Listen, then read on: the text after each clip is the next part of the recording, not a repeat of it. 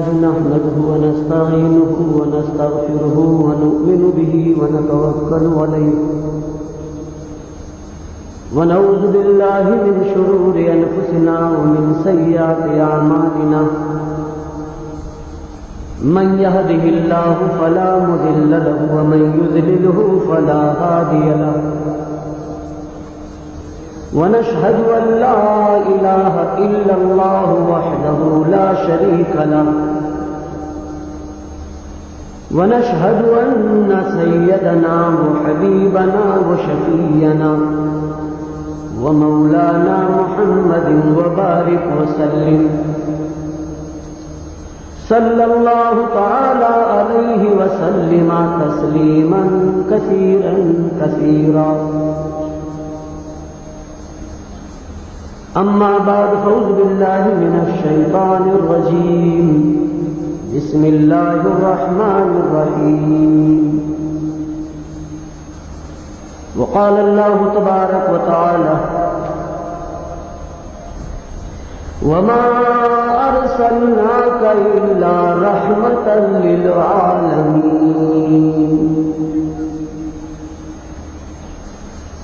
وقال الله تبارك وتعالى يا أيها الذين آمنوا اذكروا الله ذكرا كثيرا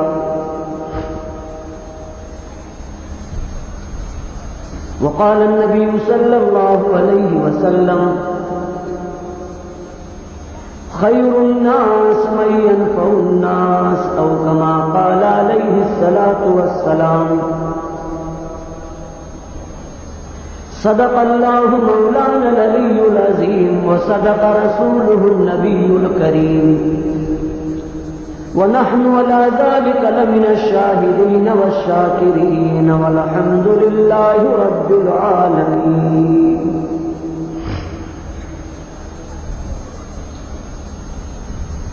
درود شریف پڑھ لیجیے. اللہم صلی علی سیدنا وحبیبنا وشفیعنا ومولانا محمد وبارک وسلم یا رب صلی وسلم دائما ابدا علی حبیبک خیر الخلق کلہم.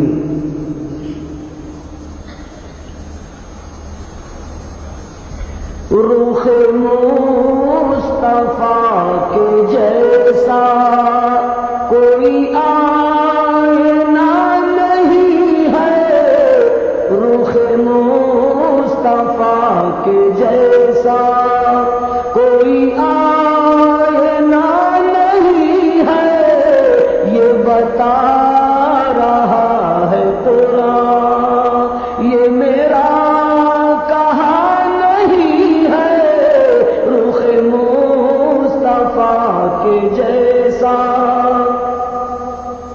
وہاں دیکھ کر بتوں کو یہ کہا میرے نبی نے.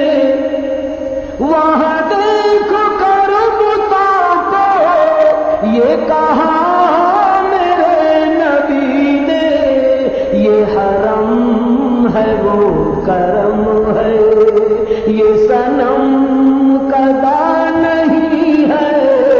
یہ حرم ہے وہ کرم ہے یہ صنم قدا نہیں ہے. رخ مصطفیٰ کے جیسا کوئی آئینہ نہیں ہے. یہ بتا رہا ہے قرآن یہ میرا کہا نہیں ہے. رخ مصطفیٰ کے جیسا جو ہوا میرے نبی کا تو خدا بھی ہے اسی کا. ہم سب کا یہی عقیدہ ہے. جو ہوا میرے نبی کا تو خدا بھی ہے اسی کا. جو کہیں سے ٹوٹ جائے یہ وہ سلسلہ نہیں ہے. جو کہیں سے ٹوٹ جائے یہ وہ سلسلہ نہیں ہے.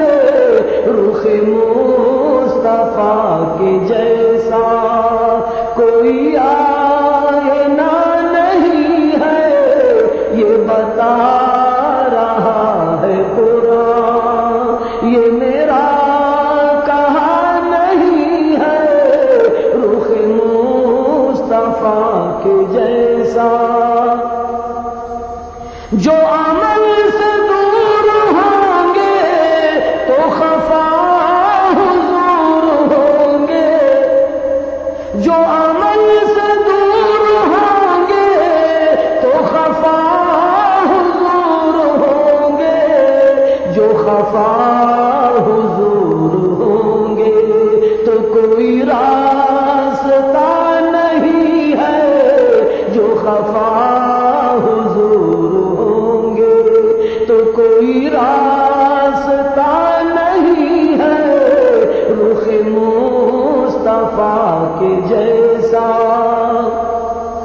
وہی مرقد نظر ہے یہ بتا گئے صحابہ، وہی مرقد نظر ہے یہ بتا گئے صحابہ، جو نبی کو دیکھتا ہے کہیں دیکھتا نہیں ہے، جو نبی کو دیکھتا ہے کہیں دیکھتا نہیں ہے، رخ مصطفیٰ کے جیسا کوئی آئینہ نہیں ہے، یہ بتا رہا ہے قرآن، یہ میرا کہا نہیں ہے، رخ مصطفیٰ کے جیسا۔ حضرت امام حسین رضی اللہ تعالیٰ عنہ نے کربلا کے میدان میں سجدے میں گردن کٹا کر نانا جان کی امت کو سبق دیا ہے، بجوزے کو تیرے در کے مجھے ناز ہے کہ یا رب،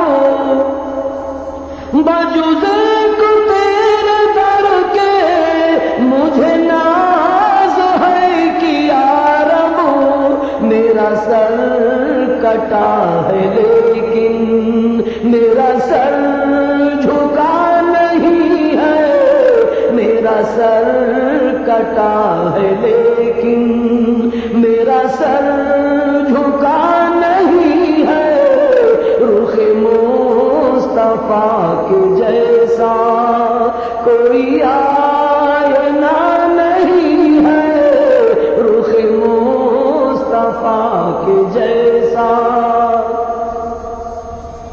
صدیق اکبر کا مقام دیکھو، باشارہ امامت یہ نبی کا فیصلہ تھا، باشارہ امامت یہ نبی کا فیصلہ تھا، کہ رفیق سور جیسا کوئی دوسرا نہیں ہے، کہ رفیق سور جیسا کوئی دوسرا نہیں ہے، رخ مصطفیٰ کے جیسا کوئی آئینہ نہیں ہے، رخ مصطفیٰ کے جیسا۔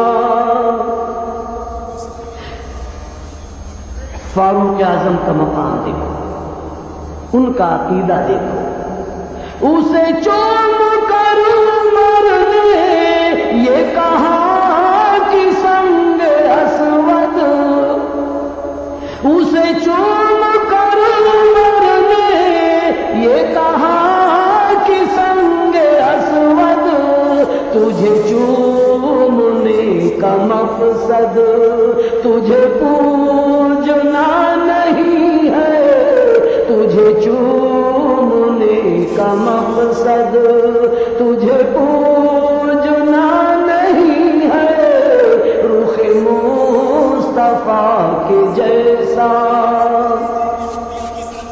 جو غنی کی سادگی پر چلا ظالموں کا خنجر، جو غنی کی سادگی پر چلا ظالموں کا خنجر، کبھی وہ لہو کا منظر ہمیں بھولتا نہیں ہے، کبھی وہ لہو کا منظر ہمیں بھولتا نہیں ہے، رخ مصطفیٰ کے جیسا کوئی آئینہ نہیں ہے، یہ بتا رہا ہے قرآن، یہ میرا کہا نہیں ہے، رخ مصطفیٰ کے جیسا۔ اور آگے ہم سب کا عقیدہ یہ بھی ہے، ابو بکر اور عمر پر جو علی کو دے فضیلت، ابو بکر اور عمر پر جو علی کو دے فضیلت، وہ مزاج دین فطرت ابھی جانتا نہیں ہے، وہ مزاج دین فطرت ابھی جانتا نہیں ہے، رخ مصطفیٰ کے جیسا کوئی آئینہ نہیں ہے، یہ بتا رہا ہے قرآن، یہ میرا کہا نہیں ہے، رخ مصطفیٰ کے جیسا۔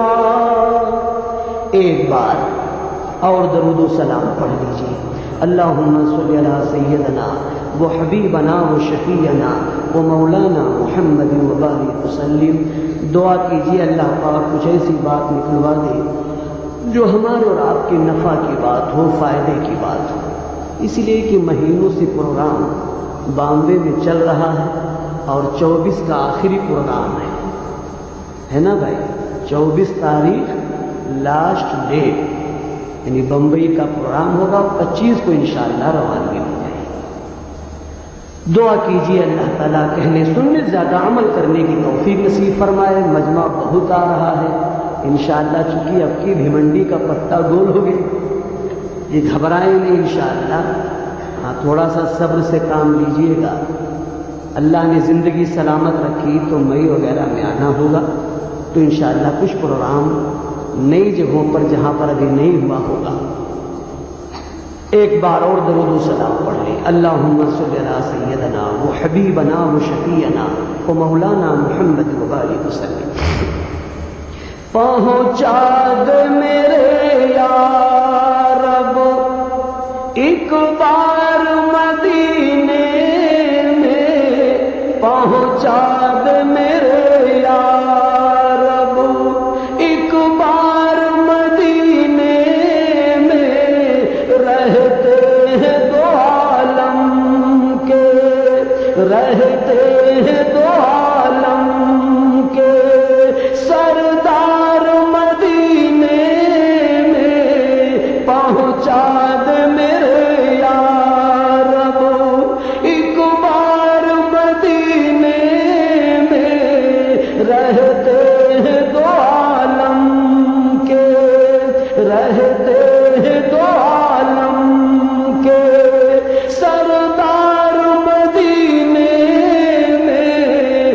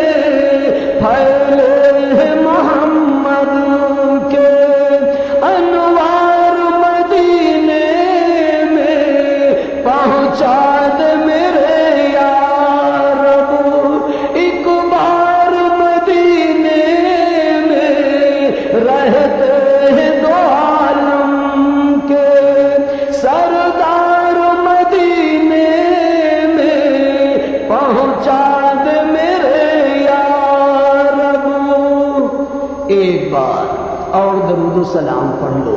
اللہم صلی علی سیدنا و حبیبنا و شفیعنا و مولانا محمد وبارک وسلم۔ میرے دوستو، بزرگوں اور میرے بھائیوں، میری ماں و بہنوں، دعا کرو اللہ تعالی ہم سب کو بار بار اپنے گھر کی زیارت کی توفیق نصیب فرمائے۔ بار بار ہم اللہ پاک ہمیں اور آپ کو مدینہ طیبہ کی زیارت کی توفیق نصیب فرمائے۔ کتنے خوش نصیب ہیں وہ لوگ جن کو اللہ تعالیٰ اپنے گھر کی زیارت کرا رہا ہے اور بلا رہا ہے۔ ان میں سے ہمارے بھائی جناب عبدالحکیم صاحب بھی لوم والے ماشاءاللہ میاں بیوی کے ساتھ، بھائی کے ساتھ سفر کر رہے ہیں۔ 22 تاریخ کو اللہ تعالیٰ ان کے سفر کو اللہ پاک بے حد قبول فرمائے۔ بہت بڑی خوش نصیبی کی بات۔ دعا کرو، تمنا کرو، حاجیوں سے دعائیں لے لو۔ اس وقت جب وہ گھر سے نکلے، جو بھی دعا مانگ لے، جس کے لیے دعا مانگ دے تو دعا قبول ہو جائے۔ خوش نصیب ہے صاحب، اللہ سے دعا مانگو، تمنا کرو کہ جو مدینہ ہم بھی جاتے تو کچھ اور بات ہوتی، وہی راہ بھول جاتے تو کچھ اور بات ہوتی۔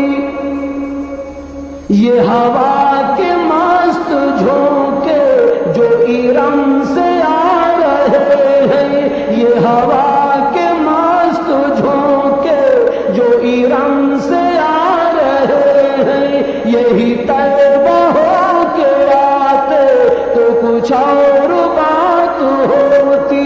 یہی طیبہ ہو کے آتے تو کچھ اور بات ہوتی۔ جو مدینہ ہم بھی جاتے تو کچھ اور بات ہوتی۔ یہ ستاروں کا تبسم ہے نظر نواز، لیکن یہ ستاروں کا تبسم ہے نظر نواز، لیکن جو حضور مسکراتے تو کچھ اور بات ہوتی۔ جو حضور مسکراتے تو کچھ اور بات ہوتی۔ جو مدینہ ہم بھی جاتے تو کچھ اور بات ہوتی۔ وہی راہ بھول جاتے تو کچھ اور بات ہوتی۔ اللہ پاک بار بار ہمیں اور آپ کو زیارت کرنے کی توفیق نصیب فرمائے۔ بہت ہی ادب و احترام کے ساتھ، عظمت کے ساتھ ہمیں اس مبارک ارکان کو ادا کرنا چاہیے، خلوص دل کے ساتھ، کہ اللہ کے حکم کو پورا کرنے کے لیے، اللہ کی رضا کے لیے ہمارا یہ سفر ہو رہا ہے۔ اس طرح 2 رکعت نفل پڑھ کے اللہ سے دعا مانگ کر یہ سفر جب بندہ کرتا ہے صرف اللہ کے لیے، اللہ کی رضا کے لیے، تو اس کا اتنا اونچا مقام ہوتا ہے۔ جب کوئی حاجی حج کر کے واپس آتا ہے تو وہ اس طرح واپس آتا ہے جیسے ماں کے پیٹ سے ابھی پیدا ہوا ہے، بالکل معصوم بے گناہ ہو جاتا ہے۔ میرے دوستوں، بزرگوں اور میرے بھائیوں، صحیح ڈھنگ سے اللہ پاک ہمیں اور آپ کو حج کرنے کی توفیق نصیب فرمائے۔ میرے محترم بزرگ اور دوستوں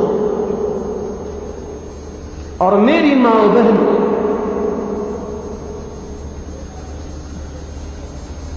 اللہ جل شانہ نے ہماری اور آپ کی اور قیامت تک کے آنے والے تمام انسانوں کی، دونوں جہان کی کامیابی کو اللہ پاک نے اپنے دین کے اندر رکھا ہے۔ میرے دوست بزرگوں اور میری ماں و بہنوں، جب جب اس انسان نے اس دنیا میں رہ کر حق راستے کو چھوڑا اور باطل راستے کو اپنایا، اہدنا الصراط المستقیم والا راستہ چھوڑ کر جب غیر المغضوب والے راستے پر چلا، انعمت علیہم والے راستے کو چھوڑ کر جب یہ والضالین والے راستے پر چلا، یعنی جب یہ انسان جنت والا راستہ چھوڑ کر जहन्नम वाले रास्ते पर चला। मेरे दोस्तों, रब चाही वाली जिंदगी छोड़कर जब ये जी चाही वाली जिंदगी पर चला, तब अल्लाह ताला को इंसानों पर रहम आया, इंसानों पर प्यार आया, और इंसानों को सीधा रास्ता बताने के लिए अल्लाह पाक ने हर जमाने में अपने नबियों को भेजा है, अपने पैगंबरों को भेजा है, अपने रसूलों को भेजा है। और एक तो नहीं बल्कि इस दुनिया के अंदर कमोबेश अल्लाह जल्ले शानहू ने 1,24,000 अंबिया इकराम को अल्लाह ने दुनिया में मबूस फरमाया है। जिस जमाने में जिन लोगों ने अपने अपने जमाने के नबियों की बातों को मान लिया, उनके खबरों पर यकीन करके जिंदगी गुजार दिया, या यूं समझो उनके उपदेशों का पालन कर लिया, उनके बताए हुए रास्ते पर चल पड़े, खुदा की ताकत को तस्लीम कर लिया, ऐसे लोगों का दोनों जहान में बेड़ा पार हो गया। ऐसे लोग कामयाब हो गए। और जिन्होंने खुदा के भेजे हुए पैगंबर की बात को न माना, उनके खबरों को अफसाना समझा, नजर की देखी को असल समझा, और मनमानी जिंदगी गुजारते रहे और धरती पर जुल्म और सितम करते रहे, खुदा की ताकत को तस्लीम नहीं किया, ऐसे लोगों का अल्लाह पाक ने बेड़ा गर्क करके दिखाया। चाहे वो मुल्क वाला नमरूद क्यों ना हो, चाहे मुल्क वाला फिरौन क्यों ना हो, दौलत में कारून शद्दाद क्यों ना हो, चाहे वजारत की कुर्सी पर हामान क्यों ना हो, चाहे सरदारी में अबू जहल अबू लहब क्यों ना हो, इन सबों का अल्लाह पाक ने बेड़ा गर्क कर दिया। क्योंकि इन लोगों ने इस दुनिया में रहकर कोई तो अपने मुल्क के अकड़ में, कोई माल के अकड़ में, कोई ओहदा के अकड़ में, कोई कुर्सी के अकड़ में, कोई वजारत की अकड़ में, कोई सदारत की अकड़ में, कोई अपनी ताकत की अकड़ में, कोई अपनी अक्सरियत की अकड़ में खुदा की ताकत को तस्लीम नहीं किया, खुदा के भेजे हुए पैगंबर की बात को न माना। ऐसे लोगों का अल्लाह पाक ने बेड़ा गर्क किया और बड़ी ही जिल्लत के साथ उनकी मौत आई है। जो लोग हक से टकराए हैं उनका अंजाम चकनाचूर हुआ है, चाहे मुल्क वाला नमरूद क्यों ना हो, चाहे मुल्क वाला फिरौन क्यों ना हो, दौलत में कारून शद्दाद क्यों ना हो, चाहे वजारत की कुर्सी पर हामान क्यों ना हो, चाहे सरदारी में अबू जहल अबू लहब क्यों ना हो। जिस जमाने में जिन लोगों ने हक से टक्कर लिया है उनका अंजाम बहुत बुरा हुआ है। किसी को अल्लाह पाक ने लंगड़े मच्छर के जरिए से हलाक किया है, देख लो नमरूद को। किसी को अल्लाह ने दरिया में डुबो के दिखाया, देख लो फिरौन को। किसी को अल्लाह ने जमीन में धंसा के दिखाया, देख लो कारून को। अल्लाह ने कैसे कैसे हालात डाले हैं। किसी कौम पर हवा का तूफान भेजा है, किसी पर पानी का तूफान भेजा है, कैसे कैसे हालात आए हैं। जो लोग इस दुनिया में जिद पर अड़े रहे और मेरे दोस्त बुजुर्गों जुल्म सितम करते रहे, हक वालों को बुरा भला कहते रहे, ऐसे लोगों का बहुत भयानक अंजाम हुआ है मेरे दोस्त बुजुर्गों। और जिन्होंने कहना मान लिया उनको अल्लाह पाक ने कामयाब कर दिया। सबसे आखिर में अल्लाह ताला ने सारे नबियों के सरदार इमामुल अंबिया महबूब किबरिया हजरत मुहम्मदुर रसूलुल्लाह सल्लल्लाहु अलैहि वसल्लम को अल्लाह ने भेजा है। मजमा बहुत ज्यादा आ रहा है, इसलिए चाहता हूं थोड़ा सा करीब आ जाए। उठे नहीं, बस थोड़ा सा खिसक लीजिए। हाँ, अल्लाह खुश रखे। मजमा चूंकि बहुत ज्यादा है इसलिए थोड़ा सा आगे बढ़ा। अल्लाह खुश रखे। हाँ, दाहिने तरफ दीजिए। आप लोग जल्दी से आ जाओ क्योंकि 12 के अंदर ही बयान खत्म करना है।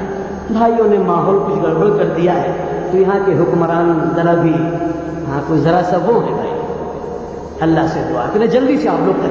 नफसी नफसी का गम देखिए, गम देखिए, हश्र में नफसी नफसी का गम देखिए, हश्र में नफसी नफसी का गम देखिए, अज़मत शान शाह उमम देखिए, अज़मत शान शाह उमम देखिए। जितने मजबूर बेबस गुनहगार थे, गुनहगार थे, जितने मजबूर बेबस गुनहगार थे, जितने मजबूर बेबस गुनहगार थे, सबको अपना लिया ये करम देखिए,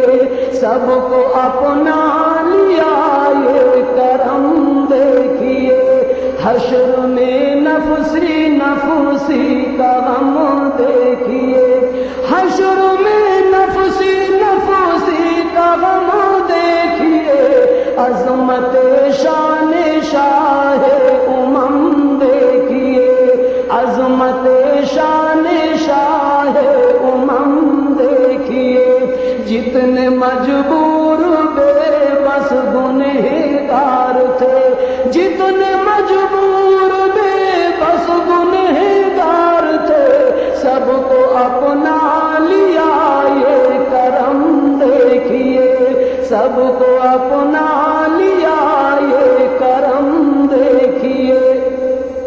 رحمت خاص تھی رب کی یہ واقعی، رب کی یہ واقعی، رحمت خاص تھی رب کی یہ واقعی، رحمت خاص تھی رب کی یہ واقعی، کر دیا اپنے محبوب کا امتی، کر دیا اپنے محبوب کا امتی، رحمت خاص تھی رب کی یہ واقعی، رحمت خاص تھی رب کی یہ واقعی، کر دیا اپنے محبوب کا امتی، مل گیا ان کا دامن یہ تقدیر تھی، مل گیا ان کا دامن یہ تقدیر تھی، ورنہ وہ ذات پاک اور ہم دیکھیے، ورنہ وہ ذات پاک اور ہم دیکھیے، حشر میں نفسی نفسی کا غم دیکھیے، حشر میں نفسی نفسی کا غم دیکھیے، عظمت شان شاہ امم دیکھیے۔ ایک بار اور درود پاک پڑھو، اللہم صلی علی سیدنا و حبیبنا و شفیعنا و مولانا محمد و بارک وسلم۔ تو میرے محترم بزرگ اور دوست اور میری ماں و بہنوں، اللہ تعالیٰ نے سب سے اخیر میں سارے نبیوں کے سردار امام الانبیاء محبوب کبریا حضرت محمد الرسول اللہ صلی اللہ علیہ وسلم کو مبعوث فرمایا ہے، جن کے صدقے میں اللہ پاک نے پوری کائنات بنائی ہے۔ خدا کے بعد میں جو کچھ مرتبہ ہے وہ حضرت محمد الرسول اللہ صلی اللہ علیہ وسلم کا مقام ہے۔ ہم سب کا عقیدہ یہ ہے کہ پیارے نبی کی شان مبارک میں بالغ ذرہ برابر بھی گستاخی کرنے والا دائرہ اسلام سے باہر ہے، یہ ہمارا عقیدہ ہے۔ پھر بھی ہم سے یہ گلہ ہے کہ وفادار نہیں۔ اللہ ہدایت دے ہمارے بھائیوں کو سمجھنے دے، اللہ بدگمانی سے بچا لے۔ میرے محترم بزرگ اور دوستوں، خدا کے بعد میں جو کچھ مرتبہ ہے وہ آقا مدنی صلی اللہ علیہ وسلم کا مقام ہے۔ آپ کا جسم مبارک جس زمین سے لگا ہے وہ زمین عرش اعظم سے بھی زیادہ قیمتی ہے۔ ہمارا عقیدہ یہ کہ ہمارے آقا مدنی صلی اللہ علیہ وسلم دنیا میں اس طرح رہے جیسے ماں کے پیٹ سے کوئی بچہ پیدا ہوا ہو، معصوم بے گناہ، جن سے دنیا میں کوئی گناہ ہی نہ ہوا۔ وہ نبیوں میں نبی ایسے کہ ختم الانبیاء ٹھہرے، وہ نبیوں میں نبی ایسے کہ ختم الانبیاء ٹھہرے، حسینوں میں ہنسی ایسے کہ محبوب خدا ٹھہرے، حسینوں میں ہنسی ایسے کہ محبوب خدا ٹھہرے۔ ان کا مقام پیارے نبی کا مقام کوئی کیا بیان کر سکتا ہے؟ بس یہ سمجھو میرے بھائیوں کہ خدا کے بعد میں جو کچھ مرتبہ ہے وہ کالی کملی والے سرور کائنات حضرت محمد الرسول اللہ صلی اللہ علیہ وسلم کا مقام ہے۔ اور کمال تو اللہ نے آپ کو وہ عطا فرمایا ہے کہ سائنس والے بھی دنگ ہیں۔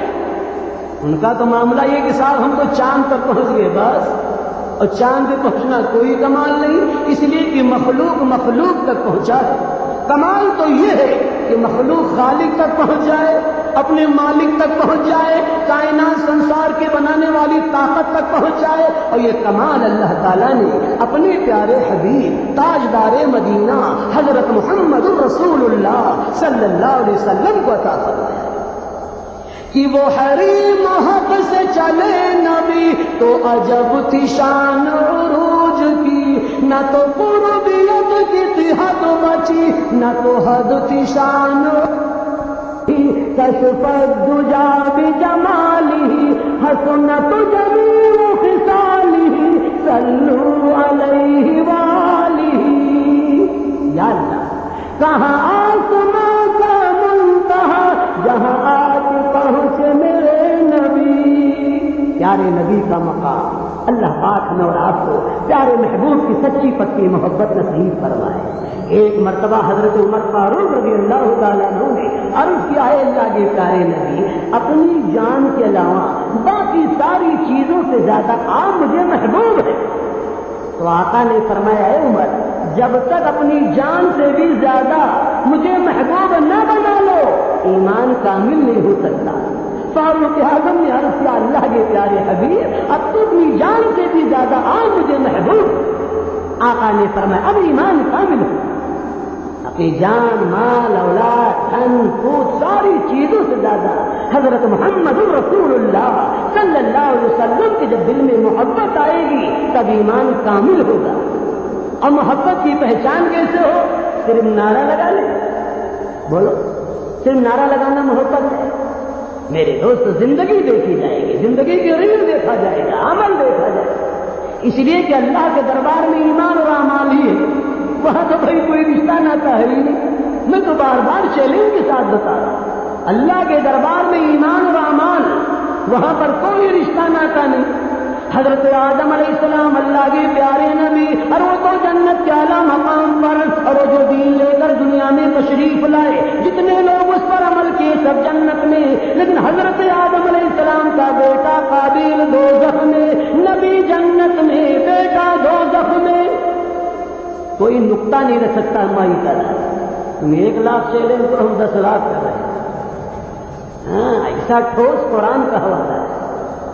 حضرت آدم علیہ السلام اللہ کے پیارے نبی، اور وہ تو جنت کے اعلیٰ مقام پر، اور وہ جو دین لے کر دنیا میں تشریف لائے، جتنے لوگ اس پر عمل کیے سب جنت میں، لیکن حضرت آدم علیہ السلام کا بیٹا قابیل دوزخ میں، نبی جنت میں، بیٹا دوزخ میں۔ باپ بیٹے کا معاملہ ہے، معمولی بات۔ حضرت لوط علیہ السلام اللہ کے پیارے نبی، اور وہ تو جنت کے اعلیٰ مقام پر، اور وہ جو دین لے کر دنیا میں تشریف لائے، جتنے لوگ اس پر عمل کیے سب جنت میں، لیکن حضرت لوط علیہ السلام کی بیوی دوزخ میں، نبی جنت میں، بیوی دوزخ میں۔ شوہر نبی ہے، ولی نہیں، نبی سے بڑھ کر درجہ کو، اس سے قریب سیڑھی کون ہوگا؟ 8 پہر 7 میں اللہ نے قرآن میں بتایا کہ دیکھو، اتنا قریبی رشتہ ہوتے ہوئے، اتنا گھنشت سمبند ہوتے ہوئے، اگر ایمان اور اعمال نہیں زندگی میں ہے تو پھر جہنم میں جانا پڑے گا، چاہے نبی کی بیوی کیوں نہ ہو۔ حضرت نوح علیہ السلام اللہ کے پیارے نبی، اور وہ تو جنت کے اعلیٰ مقام پر، اور وہ جو دین لے کر دنیا میں تشریف لائے، کم و بیش 80-82 لوگوں نے جو کچھ عمل کیا سب جنت میں، لیکن حضرت نوح علیہ السلام کی بیوی بیٹا دونوں دوزخ میں، نبی جنت میں، بیٹا بیوی دوزخ میں۔ اور یہ بھی کوئی نہیں کہہ سکتا ہے کہ نبی نے سمجھایا نہ ہو، دعا مانگا نہ ہو۔ جب ہم کو اپنے بیٹے سے پیار ہے، جب ہم کو اپنے لقطے جگر سے محبت ہے، جب ہم کو اپنی بیوی سے پیار ہے، جب ہم کو اپنی بیوی سے محبت ہے، تو نبی کے دل میں بیٹے کی محبت کتنی ہوگی، نبی کے دل میں بیٹے کی لقطے جگر کی محبت کتنی ہوگی، اور نبی نے بیوی کا حق کتنا ادا کیا ہوگا، نبی کے دل میں بیوی کی محبت کتنی ہوگی۔ کتنا سمجھایا، کتنا دعا مانگا، لیکن سمجھانا اپنا کام ہے، دعا مانگنا اپنا کام ہے، لیکن ہدایت دینا اور دل کا پھیرنا یہ اللہ کا کام ہے۔ حضرت ابراہیم علیہ السلام اللہ کے پیارے نبی، اللہ کے خلیل، اور وہ تو جنت کے اعلیٰ مقام پر، اور وہ جو دین لے کر دنیا میں تشریف لائے، جتنے لوگ اس پر عمل کیے سب جنت میں، لیکن حضرت ابراہیم علیہ السلام کے باپ آزر دوزخ میں، نبی جنت میں، باپ دوزخ میں۔ میرے دوست بزرگوں، کل قیامت کے دن محشر کے میدان میں حضرت ابراہیم علیہ السلام اللہ سے دعا مانگے کہ اللہ آپ نے فرمایا تو میں آپ کو رسوا نہیں کروں گا، جو مانگو گی دعائیں قبول ہو جائے۔ اے اللہ اس سے بڑھ کر میری رسوائی کیا ہوگی؟ میرا باپ جہنم میں جاوے۔ حکم ہوگا ہے میرے خلیل، میں نے یہ بھی تو کہا تھا شرک کرنے والے کی ہمارے یہاں مغفرت نہیں۔ اب شرک کرنے پر باپ تمہارے کیسے بنے؟ ذرا پاؤں ہٹاؤ۔ حضرت ابراہیم علیہ السلام نے جب پاؤں ہٹایا تو نیچے کیا دیکھا کہ باپ کی شکل بجو کی شکل ہوگی۔ کہا یہ اس قابل ہے تو جنت میں جاوے؟ سب سے بڑا گناہ اس دنیا کے اندر شرک ہے۔ اللہ کی ذات و صفات میں کسی مخلوق کو شریک کرنا، پارٹنرشپ ماننا، یہ سب سے بڑا گناہ ہے۔ اس سے بڑا گناہ دنیا میں کوئی نہیں ہے۔ بڑے سے بڑے گناہ کو اللہ معاف کر دے گا، لیکن جو شرک لے کر گیا، یاد رکھو اللہ کیا اس کی معافی نہیں ہے؟ چاہے نبی کا بیٹا ہو، چاہے نبی کی بیوی ہو، چاہے نبی کا چچا ہو، چاہے نبی کا باپ ہو، کوئی بھی ہو جو شرک لے کر دنیا سے گیا، یاد رکھو اس کی مغفرت نہیں ہو سکتی۔ شرک اتنا بڑا گناہ ہے میرے محترم بزرگ اور دوستوں۔ اور کیا ہے؟ اللہ کی ذات و صفات میں کسی مخلوق کو شریک کرنا، پارٹنرشپ ماننا، اسی کا نام شرک ہے۔ عیسائیوں کو آپ برا بھلا کیوں کہتے ہیں؟ کیوں ہے؟ وہ عیسیٰ علیہ السلام کو مانتے، لیکن وہ محبت میں بڑھتے بڑھتے یہاں تک کہہ دیا، یعنی معجزہ کو قدرت مان لیا۔ ہاں یوں بڑا رہے تو خدا کا بیٹا ہے، جب ان کے باپ نے تو اللہ ایک بیٹا ہے۔ کرتے کرتے اتنا حد بڑھ گئے، بس گئے باہر نکل گئے۔ اللہ کی ذات عبادت کی مثال ایسے سمجھو جیسے بالٹی میں بھرا ہوا دودھ، اور شرک کی مثال ایسے سمجھو جیسے ایک قطرہ پڑ گیا اس کے اندر پیشاب تو سارا دودھ بیکار ہو گیا۔ میرے محترم بزرگ اور دوستوں، شرک سمجھو اللہ کی ذات و صفات میں کسی مخلوق کو شریک کرنا، جیسے اللہ جس کو چاہے عزت دے، جس کو چاہے ذلت دے، اور دل میں یہ دھرے بابو جی کا چاہے عزت و ذلت دے سکتا ہے۔ اللہ جس کو چاہے لڑکا دے، جس کو چاہے لڑکی دے، مگر وہ بھی جس کو چاہے لڑکا دے دے، جس کو چاہے لڑکی دے دے۔ اللہ کی صفت، چاہے زبان سے دوسرے کو اللہ نہ کہو، یہ نہیں کہ دوسرے مخلوق کو اللہ کہے تو مشرک بنے۔ اللہ والی صفت کو، جو قدرت، جو صفات اللہ کی ہے، وہی کسی مخلوق کو ان کے اندر ماننا، اسی کا نام شرک ہے۔ میرے محترم بزرگ، اسی کو مٹانے کے لیے اللہ تعالیٰ نے اس دنیا کے اندر کم و بیش 1,24,000 انبیاء کرام کو اللہ نے دنیا میں بھیجا، اور سب سے آخر میں اللہ تعالیٰ نے سارے نبیوں کے سردار حضرت محمد رسول اللہ صلی اللہ علیہ وسلم کو مبعوث فرمایا ہے۔ تو میں یہ بتا رہا تھا، دیکھو بھائی، اللہ کے دربار میں ایمان اور اعمال، یا اللہ جن کے صدقے میں اللہ پاک نے پوری کائنات بنائی، خدا کے بعد میں جن کا سب کچھ مرتبہ حضرت محمد رسول اللہ صلی اللہ علیہ وسلم، جنت کے سب سے اعلیٰ، سب سے اعلیٰ، سب سے اعلیٰ مقام جنت الفردوس، اور میرے آقا مدنی صلی اللہ علیہ وسلم جو دین لے کر دنیا میں تشریف لائے، قیامت تک جتنے لوگ اس پر عمل کریں سب جنت میں، لیکن حضور پاک صلی اللہ علیہ وسلم کا سگا چچا ابو لہب دوزخ۔ بھائیو، اللہ کے دربار میں ایمان اور اعمال، فرعون گیا دوزخ میں، بیوی آسیہ جنت میں، ابو جہل دوزخ میں، بیٹا کرما جنت میں۔ اللہ کے دربار میں ایمان اور اعمال ہے، وہاں تو ہر موقع اپنی روشنی میں چلے گی، اپنا ایمان اپنا اعمال ہوگا۔ ہدایت اللہ کے اختیار میں ہے بھائیو، سارے نبیوں نے ہمیں یہی سمجھایا۔ امام الانبیاء بھی پاران کی چوٹی پر کھڑے ہو کر قیامت تک کے آنے والے انسانوں کو بتایا ہے، محنت کا خلاصہ یہی ہے، پیغام کا خلاصہ یہی ہے کہ میرا کام ہے تیری چوکھٹ پہ لانا، او میرے پروردگار، میرا کام ہے تیری چوکھٹ پہ لانا، اور تیرا کام ہے ان کی بگڑی بنانا۔ اللہ، میرا کام سمجھانا ہے، ہدایت کی محنت کرنا ہے، ہدایت کی دعا مانگنا ہے، لیکن دل کا پھیرنا اور ہدایت دینا اور بگڑی بنانا، اللہ یہ تیرا کام ہے۔ ہمارا تو عقیدہ یہ ہے کہ پیارے نبی حضور پاک علیہ الصلوۃ والسلام کے اختیار میں اللہ پاک اگر ہدایت رکھ دیتا کہ آپ جس کو چاہے ہدایت دے دیں، جس کو چاہے جنت دے، جس کو چاہے دوزخ دے۔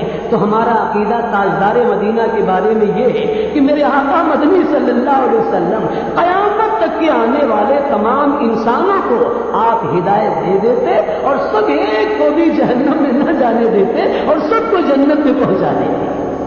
ہمیں اپنے پیارے نبی کی رحمت سے امید ہے کہ ایک کو بھی جہنم میں نہ جانے دیتے اور سب کو ہدایت دے کے اور سب کو ایمان دے کر اور سب کو جنت میں لے کر چلے جاتے اور جہنم کوری کی کوری پڑی رہے کہ باغ جنت میں محمد مسکراتے جائیں گے، باغ جنت میں محمد مسکراتے جائیں گے، پھول رحمت کے گریں گے ہم اٹھاتے جائیں گے۔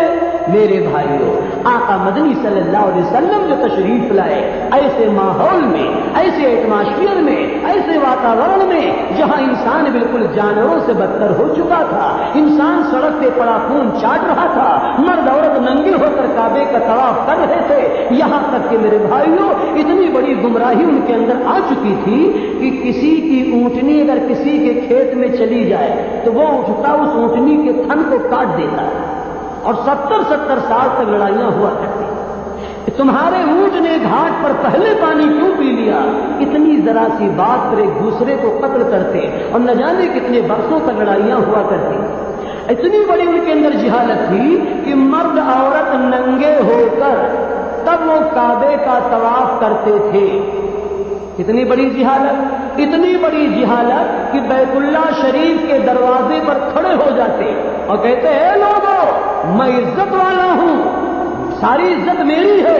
وہ کیسے؟ میرے باپ کا ہزاروں عورتوں سے تعلق تھا۔ جہالت دیکھو میرے بھائیوں، سڑک پہ پڑا ہوا خون وہ چاٹ لیتے تھے، شراب کے 200 سے زیادہ نام رکھے تھے۔ ان کی سماج میں سب سے بڑا عزت والا آدمی وہ مانا جاتا جس کے گھر میں پرانی سی پرانی شراب نکل آئے۔ ان پر کوئی حکومت کرنے کو تیار نہیں تھا، ایریا بالکل ریجیکٹڈ ایریا کہلانے لگا تھا۔ دیکھنے میں شکل صورت وہ انسان نظر آ رہے تھے لیکن ان کا کریکٹر، ان کا چال چلن، تہذیب و تمدن، ان کا معاشرہ اتنا بگڑ چکا تھا کہ بالکل جہنم کے دہانے پر پہنچ چکے تھے۔ اللہ پاک نے انسانوں پر رحم پایا اور اپنے آخری نبی حضرت محمد رسول اللہ صلی اللہ علیہ وسلم کو مبعوث فرمایا۔ کیسے حالات تھے کہ شاہ شاہنشاہ فخر پیغمبراں ہو درود آپ پر، ہو سلام آپ پر، ہمدم بے کشا غم گسارے جہاں ہو درود آپ پر، ہو سلام آپ پر۔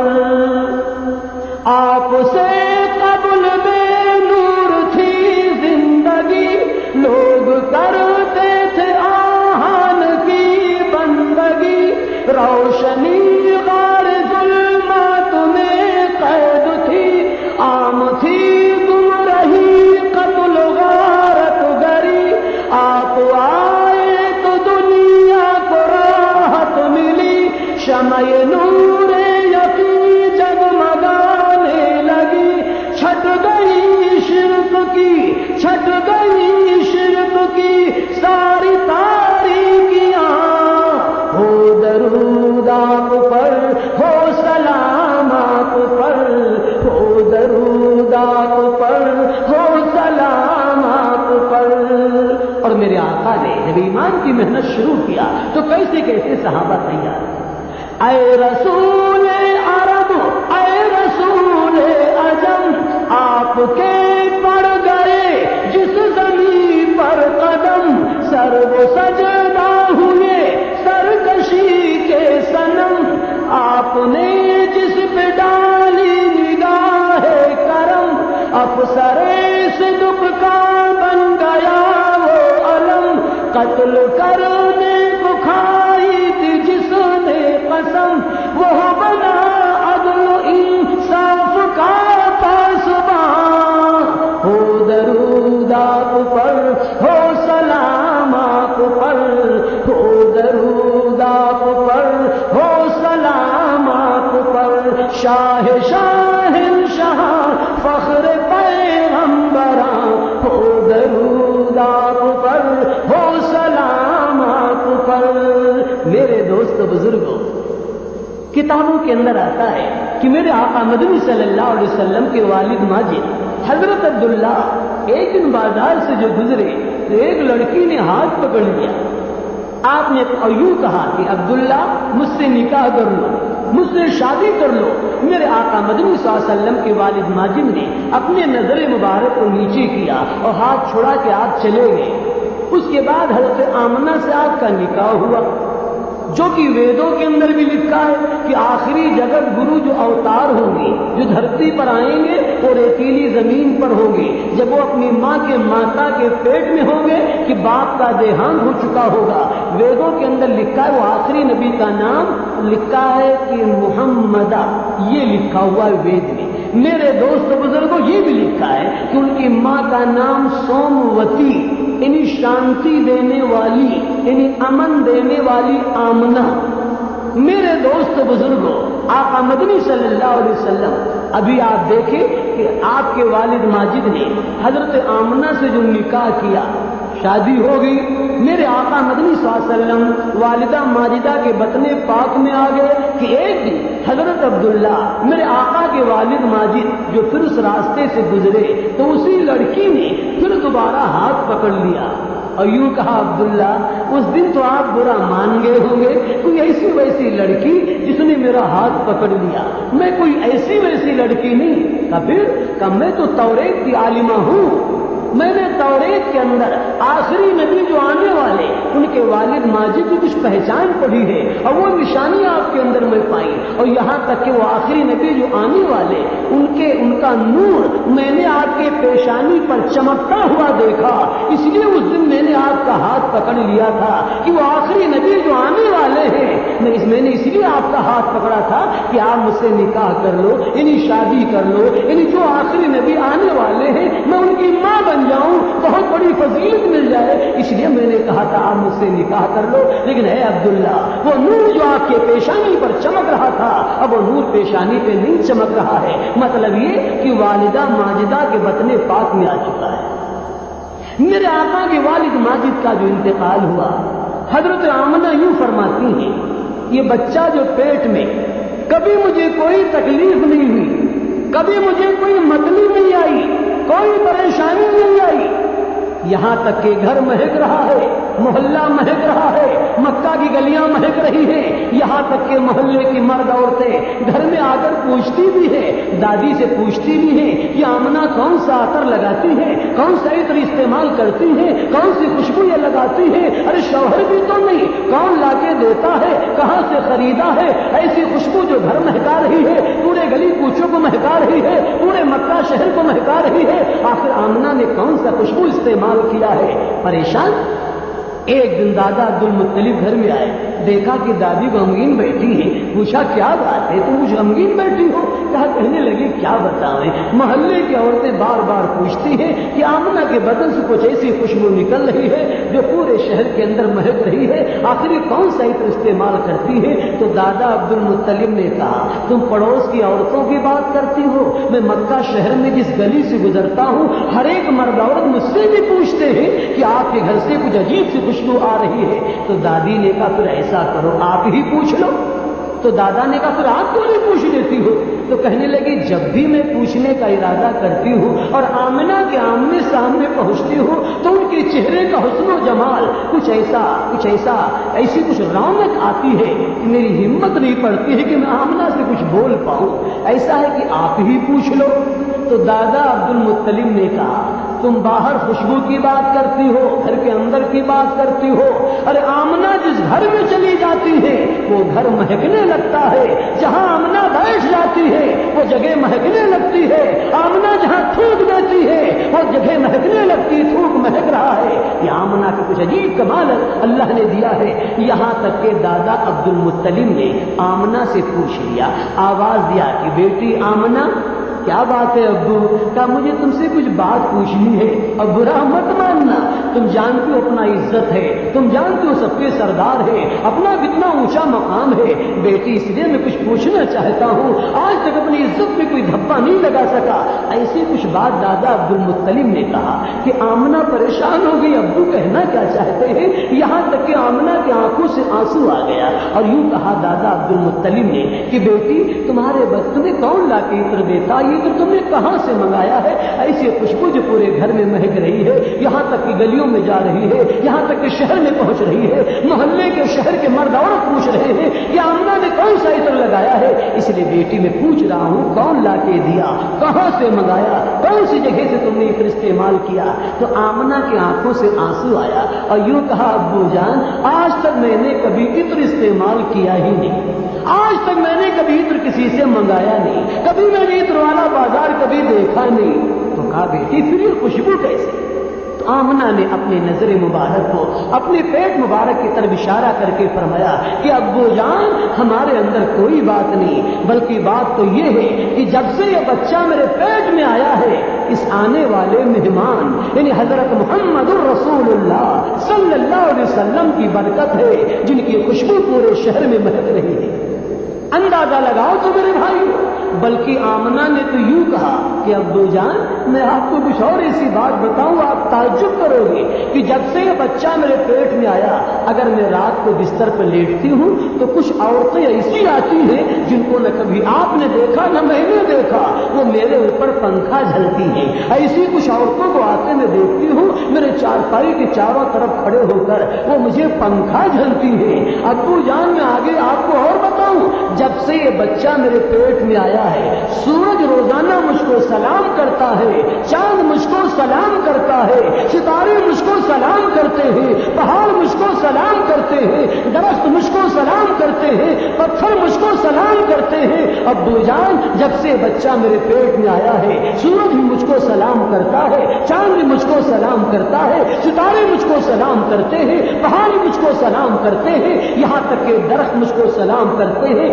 پتھر بھی مجھ کو سلام کرتے ہیں۔ ابو جان اس آنے والے مہمان یعنی حضرت محمد الرسول اللہ صلی اللہ علیہ وسلم کی برکت کہ 12 ربیع الاول آئی خوشیوں کی پیغام ہے لائی، اللہ اللہ صبح کا عالم آیا جب وہ نور مجسم، نور کی بارش ہر سو چھائی، 12 ربیع الاول آئی، 12 ربیع الاول آئی خوشیوں کی پیغام لائی، اللہ اللہ صبح کا عالم آیا جب وہ نور مجسم، نور کی بارش ہر سو چھائی، 12 ربیع الاول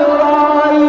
میرے بھائیوں میری ماں بہنوں اس پیارے نبی پر قربان جاؤ، تاجدار مدینہ صلی اللہ علیہ وسلم اپنی والدہ ماجدہ کے بطن پاک میں ہے کہ خوشبو پورے شہر میں مہک رہی ہے۔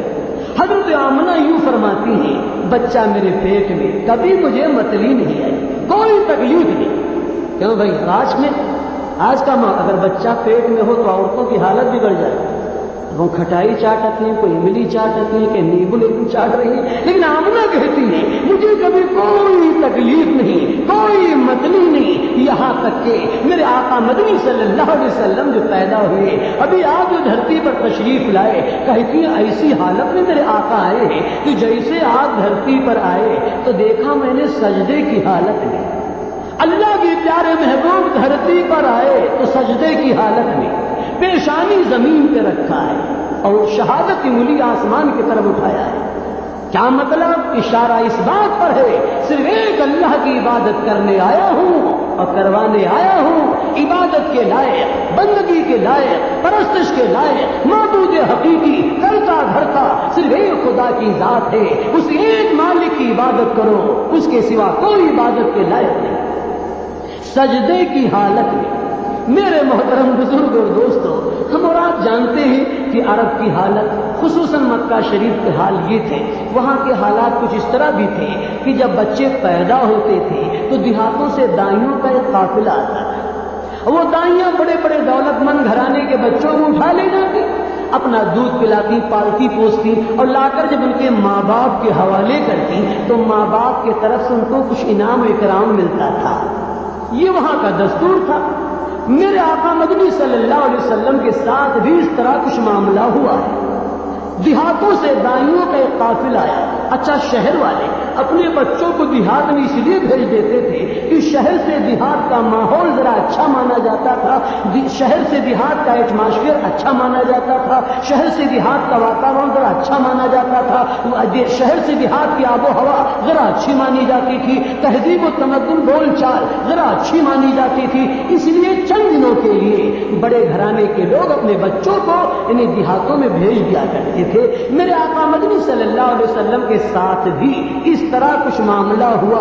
دیہاتوں سے دائیوں کا ایک قافلہ چلا اور اس قافلے کے ساتھ حضرت حلیمہ دائی بھی چلی، لیکن تھی بیچاری غریب، اونٹنی بہت دبلی پتلی کمزور، چلی تو سب کے ساتھ میں لیکن بیچاری پیچھے رہ گئی، اور قافلہ سب مکہ شریف پہنچ گیا اور شہر سے باہر ڈیرا ڈال دیا، یہاں تک کہ وہ ساری کی ساری دائیاں مکہ شہر میں داخل ہو گئی اور بڑے بڑے دولت مند گھرانے کے بچوں کو گود میں لے لیا۔ اور حضرت رسول پاک صلی اللہ علیہ وسلم کو یہ دائیاں بس دیکھ کے پلٹ جاتی، یعنی آپ صلی اللہ علیہ وسلم کو حضرت آمنہ نے ایک چٹی چادر میں اوڑھا رکھا تھا، چہرے مبارک کو دائیوں نے دیکھا نہیں، بس دروازے پہنچے، گھر پہنچے، اور جب جیسے یہ پتا چلے کہ بچہ یتیم ہے، ابو کا انتقال ہو چکا ہے، ارے بچہ تو یتیم ہے، ان کے گھر سے کچھ انعام اکرام تو مل نہ پائے گا، بس دنیا سے محبت کرنے والیاں، ارے مال دولت سے محبت کرنے والیاں میرے دوست بزرگوں واپس لوٹ جاتی۔ جیسے یہ سنتی کہ صاحب بچہ یتیم ہے، بس ان کے دماغ میں آ جاتا کہ صاحب ان کے گھر سے کچھ انعام اکرام مل نہ پائے گا، لوٹو واپس چلو۔ میرے دوست بزرگوں، لوگ تو یہ کہتے ہیں بالکل ٹھیک ہے کہ دائیوں نے پیارے نبی کو نہیں اٹھایا یا نہیں پسند کیا۔ میں آگے یہ کہتا ہوں کہ دائیوں نے نہیں پسند کیا، بلکہ حضرت محمد رسول اللہ صلی اللہ علیہ وسلم نے ان دائیوں کو پسند نہیں کیا، اس لیے کہ امانت تو حلیمہ کی تھی، غیر کے گود میں آپ جائیں تو کیسے؟ قسمت تو حلیمہ دائی کی جاگ رہی تھی، غیر کی گود میں آپ جائیں تو کیسے؟ بلکہ دائیوں نے نہیں پسند کیا، بلکہ حضرت محمد رسول اللہ صلی اللہ علیہ وسلم نے ان دائیوں کو نہیں پسند کیا۔ یوں آتا ہے کہ حضرت حلیمہ دائی سب سے آخر میں جب پہنچی اور جب شہر میں داخل ہوئی تو ان دائیوں نے کہا کہ کہاں جا رہی ہو؟ کچھ نہیں ملے گا، کچھ نہیں ملے گا، شہر میں کوئی بچہ نہیں، سارے بچوں کو تو ہم لوگ لے آئی، ارے اگر ایک بچہ ہے تو آمنہ کا وہ یتیم بچہ ہے، ابو ہے نہیں، بچہ یتیم ہے، ان کے گھر سے کچھ انعام اکرام نہیں ملے گا۔ ارے حلیمہ تم کہاں جا رہے؟ حلیمہ نے کہا ہمیں دنیا کی مال و متاع نہیں چاہیے، ہمیں خالی گود واپس جانا مناسب نہیں، میں جاؤں اور بچے کو دیکھوں۔ حضرت حلیمہ دائی جو گئی ہیں اور جا کر دروازہ جو کھٹکھٹایا، اندر سے آواز آئی، کون؟ کہا حلیمہ، حلیمہ ہوں۔ یہاں تک کہ جیسے حلیمہ کا نام مبارک سنا پیارے محبوب صلی اللہ علیہ وسلم نے تو حضرت آمنہ یوں فرماتی ہیں، اللہ کے پیارے محبوب صلی اللہ علیہ وسلم مسکرا اٹھے، جیسے سنا حلیمہ پیارے نبی مسکرا اٹھے، یہاں جن کی تلاش تھی وہ تو آ گئی، جن کی امانت ان کے پاس میں میرے کو جانے کو ہو گیا، کہتی ہے کہ پیارے نبی کو میں نے دیکھا مسکرا اٹھے۔ حضرت حلیمہ دائی کے لیے دروازہ کھولا گیا، اندر آئی اور پیارے نبی صلی اللہ علیہ وسلم کے چہرے مبارک سے جو چٹی چادر جو اٹھایا ہے اور جو ہٹایا ہے اور آپ کے چہرے مبارک کو جو حلیمہ دائی نے دیکھا ہے تو گرویدہ ہو گئی، آپ کی پیشانی مبارک پر بوسہ دیا، مارے خوشی کے حلیمہ بے چین ہو گئی پیارے نبی کے چہرے مبارک کو دیکھ کر۔ کیوں بھائی؟